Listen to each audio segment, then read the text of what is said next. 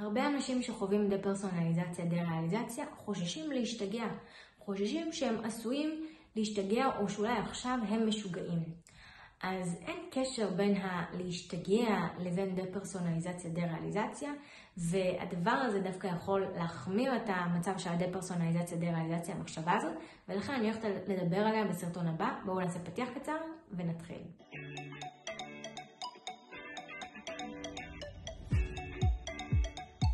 שלום וברוכים השבים לערוץ היוטיוב שלי, אני בר הדדי ואני עוזרת לאנשים עם חרדה, דיכאון, דה-פרסונליזציה ודה-ריאליזציה.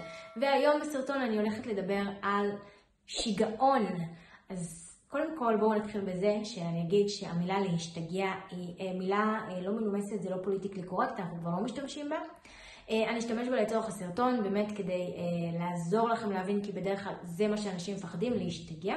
אז אנחנו נסביר את המילה הזאת, קודם כל מה זה אומר להשתגע.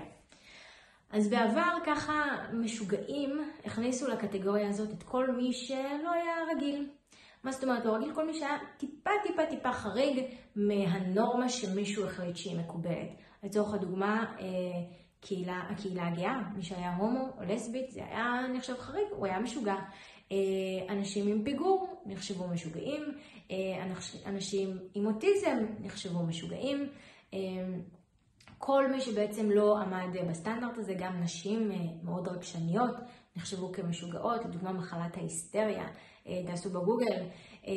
באמת נכנסו לקטגוריה הזאת כל מי שהיה טיפה שונה, והמדע לא ידע מה יש לו, למה יש לו את זה ואיך לטפל בזה. אז הוא נכנס לקטגוריה של משוגע, והוא נכנס לבית משוגעים, שבגדול זה היה פשוט כלא, אבל לא לאנשים שעשו משהו רע, לא לאסירים, אלא פשוט כלא לאנשים שהם חריגים, ואנחנו לא יודעים איך להתייחס אליהם. ולרוב מי שטיפל באנשים בכלא הזה היו נזירות, אוקיי? אז אנחנו ככה מבינים כמה המדע היה מוגבל וכמה המדע פשוט לא ידע מה לעשות עם זה. עכשיו אנחנו מדברים איזה 100 שנה אחורה, אפילו 50 שנה אחורה, באמת פשוט לא היה מידע, המדע עוד לא התפתח מספיק כדי לדעת מה זה, לדעת ולשים ככה כל בעיה בקטגוריה נפרדת, להבין למה היא נגרמת, מה גורם לה ואיך אפשר לטפל בזה, מה אפשר לעשות. והיום אנחנו ב-2024 באמת המדע מתקדם הרבה יותר, אנחנו לא נוהגים להשתמש במילה הזאת משוגע, זה ממש לא מנומס, זה מאוד ככה ישן ולא מתקדם.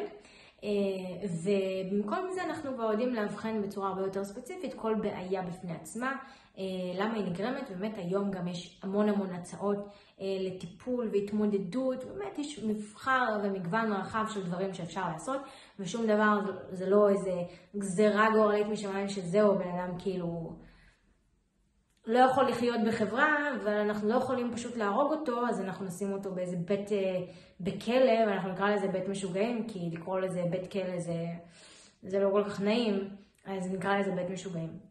תראו, היום הדבר הזה לא קיים. לצערי הרב, אנשים לא יודעים מה באמת קורה בבית חולים פסיכיאטרי, ובכלל כל התחום הזה של בריאות הנפש. אנחנו לא לומדים על זה, אנחנו לא מדברים על זה, אז באמת מאיפה אנשים ידעו, ולכן רווחת איזושהי דעה אצל כלל הציבור על מה שקרה באמת לפני 100 שנה ואפילו 50 שנה, מדברים שאנחנו רואים בסרטים. וככה אנחנו חושבים שזה מה שקורה, שאנחנו מדמיינים כותנות לבנות ואנשים שקשורים וחדרים לבנים, וככה באמת גם נעשו המון סרטים על זה והמון הצגות על הדבר הזה. רק חשוב להבין שזה באמת מדבר על מה שהיה פעם, שבאמת אם אנחנו היינו 100 שנה אחורה או 50 שנה אחורה, אז באמת הייתי אומרת שהוא מאוד מפחיד, אל תלכו. גם היום יש באיזשהו בית משוגעים כזה כמו פעם עם נזירות שמטפלות וזה, לא מומלץ. הימנעו, אבל היום כבר אין את זה, זה לא קיים, ולכן זה מאוד מנותק מהמציאות ואין מה לחשוש מלהשתגע ובית משוגעים. יחד עם זאת בואו נדבר כן על מה זה אומר להשתגע, מה הכוונה כשאנחנו כביכול מדברים היום על להשתגע, מה זה אומר. אז קודם כל כשאנחנו מדברים על להשתגע, כן, זו מילה ככה לא פוליטיקלי קורקט, ואני לא כל כך אוהבת אותה. כשאנחנו מדברים על זה, אז אנחנו בעצם מדברים על בוחן מציאות לא תקין. כשאנחנו הולכים לפסיכיאטר, דבר ראשון שהוא עושה, זה לעשות בוחן מציאות. איך עושים בוחן מציאות? שואל אתכם כל מיני שאלות בסיסיות, הוא רואה איך אתם מגיבים, ולפי זה הוא יודע אם הבוחן מציאות שלכם תקין או לא. אם הוא רואה איזה שהם סימנים לכך שבוחן מציאות יכול להיות לא תקין, אז הוא עושה בעצם את הבוחן מציאות עצמו. בוחן מציאות מספיק אפילו דרך שאלות, אבל לפעמים באמת יש איזשהו חשד, משהו ככה שמעורר את הספק, ואז פסיכיאטר ממשיך ושואל עוד כל מיני שאלות כדי לבדוק בוחן מציאות. מה זה אומר בכלל בוחן מציאות? זה אומר אתן לכם דוגמה רגע למי שלא עובר בוחן מציאות. מי שלא עובר בוחן מציאות זה מי שרואה או שומע דברים שהם בדמיון שלו, שהם לא במציאות.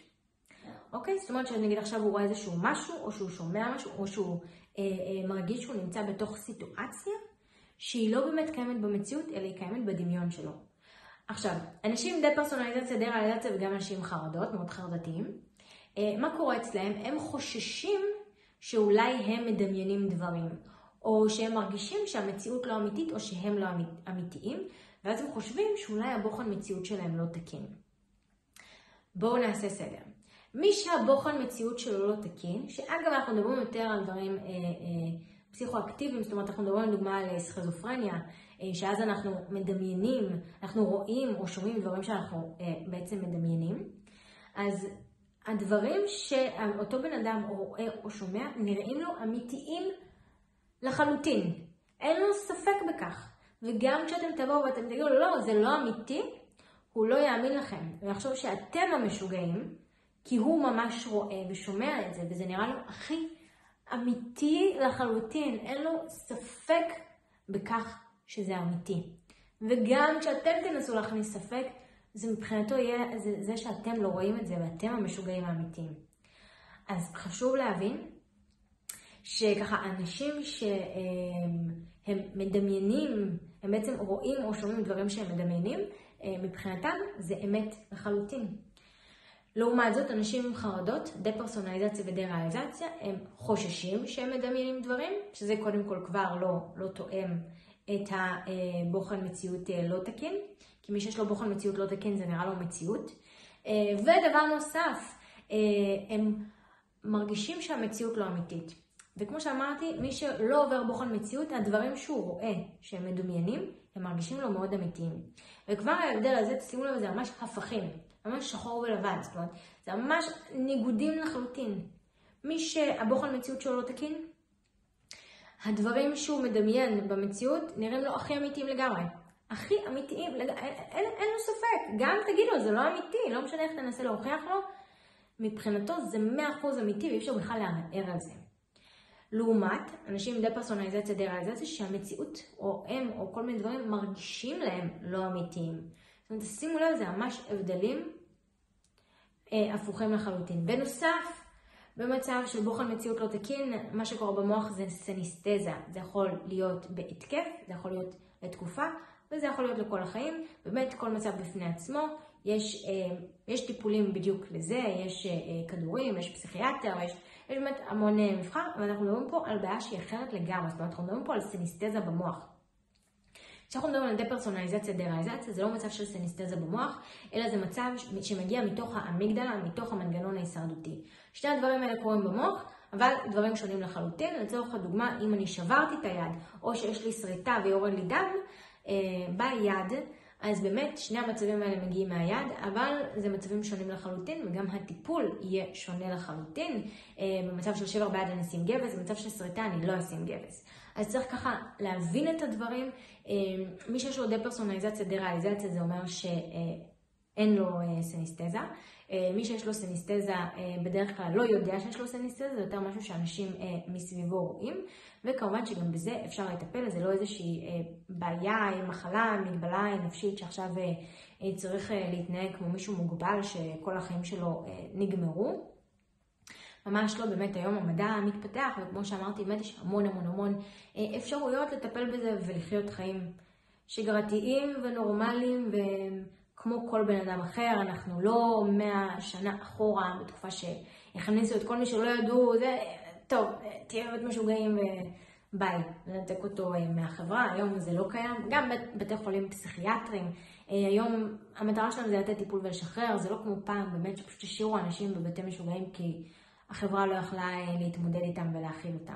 חשוב לי גם להוסיף שכשאתם מדמיינים, שאתם משתגעים ואתם בטוחים שאתם תשתגעו וכל הסיפור הזה וזה, אתם באמת מדמיינים דברים, זה סוג של שיגעון, כי אתם בעצם מדמיינים דברים שבאמת מנותקים מהמציאות.